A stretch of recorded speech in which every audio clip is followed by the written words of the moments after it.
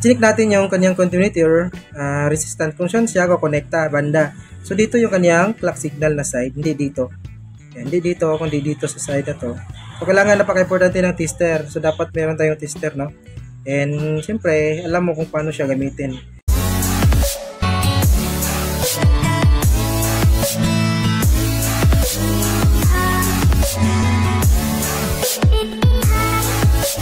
So yan, magandang araw sa inyo lahat mga boss. So, welcome back sa ating channel, no? So meron tayong tanggap ngayon, Xiaomi. Xiaomi Smart TV or Google TV or Android TV. So makita natin yung mamaya. Pero yung problema nito is bar lines. So tinagilid natin kasi medyo malaki siya, 58 inches. Yeah. So ito natin. Ayan, ito yung kanyang display, oh. Bar line sa gitna.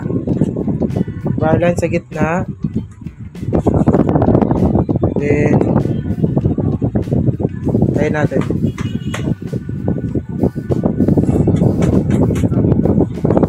Ayan, oh.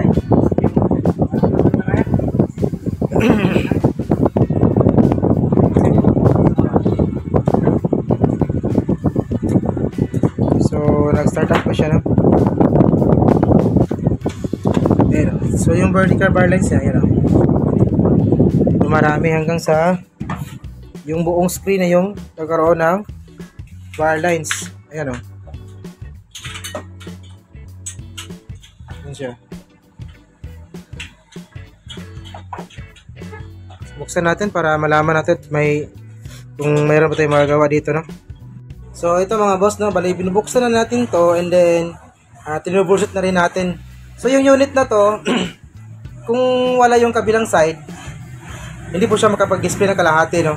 Then hindi po makalabas yung kanyang BGL o yung mga subsidiary o secondary supply niya ng Tico natin kung wala yung kabilang side. So ibig sabihin yan, meron yung klaseng Tico na to is meron siyang feedback na kailangan galing sa may panel natin bago siya mag-proliferated, no?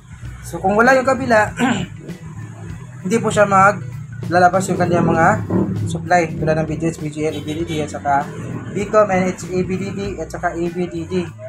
Yun. So kahit tanggalin mo yung kabila walang supply, kaya wala siyang picture.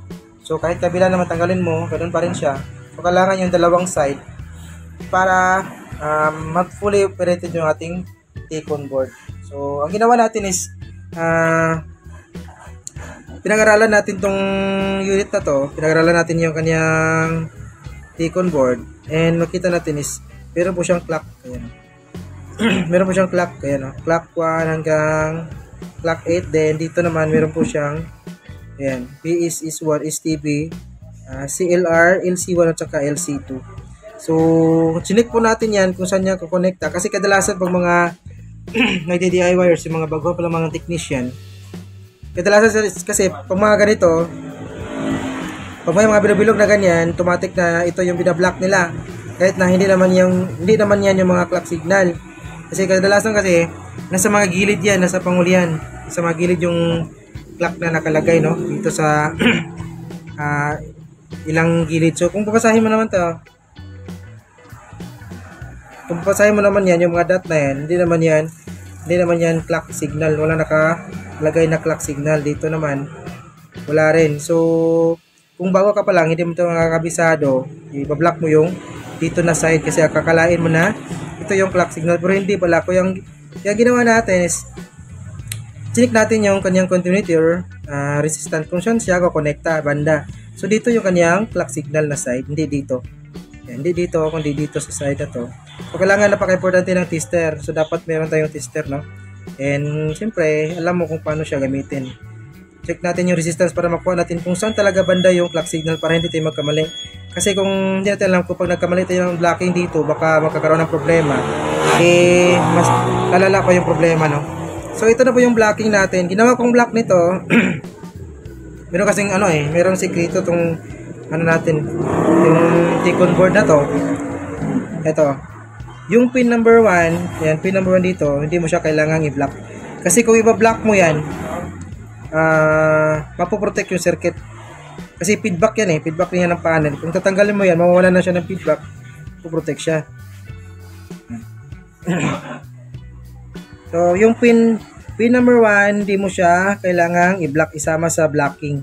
Huwag mo isama yung pin number 1. Kasi yung clock 1, nagsisimula yan sa pin number 2. So, ang blocking natin is 18 pins. So, kung bibilangin mo yan, mula number 2 hanggang sa may pin number 19, yan yung 18 pins na blocking natin. Ayan, kabilangin nyo. Yan yung blocking natin. So, hindi natin ma-troubleshoot o hindi natin malaman kung saan side. Kasi kung i-isolate natin, tatanggalin mo yung left or right, hindi po siya makakapag-display. So, ang ginawa natin is nag-try tayo na mag-block ng direkta dito sa may left side and tumugma tayo agad, no? Kasi kung dito, ganun pa rin yung resulta, ilipat tayo sa may kabilang side dito. So, dito naman, yung unang try natin is nakuha natin agad yung problema. So, nagka-display siya ulit. So, testing natin. Babalik ko lang to. Then, testing natin para makita nyo na gumagana na po yung unit natin. Ayan. So, tandaan nyo, huwag nyo isali yung pin number 1 kasi feedback yan. Kahit nandito yung problema, kapag naisali mo yung pin number 1 sa blocking ay hindi talaga yan makapag-display. Hindi makapag-fully operated or makapag-oscillate yung ating T-con board. Kamuna tayo na.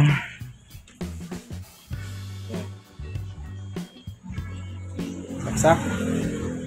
Tapos, ito yan si Megamind. Nakita yan ang tulong. Megamind, dali sa Megamind ba eh.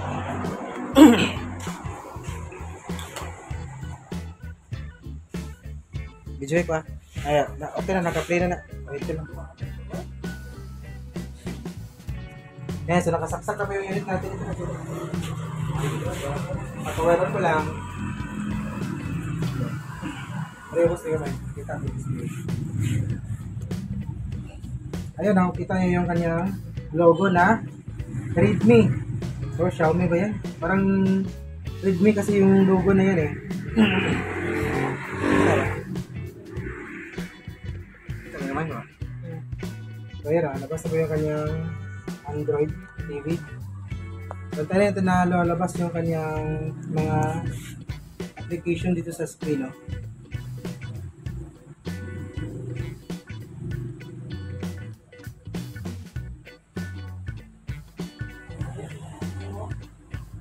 Ayun, no? Back to normal na ulit yung unit natin, mga boss. Ayan. So, okay na siya. Then, ito pala, yung blocking natin is 14 pins yung blocking natin dito eh. Hindi siya baka nakapag-display siya ng 14 pins, pero merong flashing or mag-iba yung kulay ng ating screen kasi. So, ginawa natin 18 pins. Para fully mag-normal talaga yung kanyang display. Kasi kung 14 pins, merong problema. So, 18 pins yung blocking natin. No? Yan, so i-close ko lang, testing na tayo. No?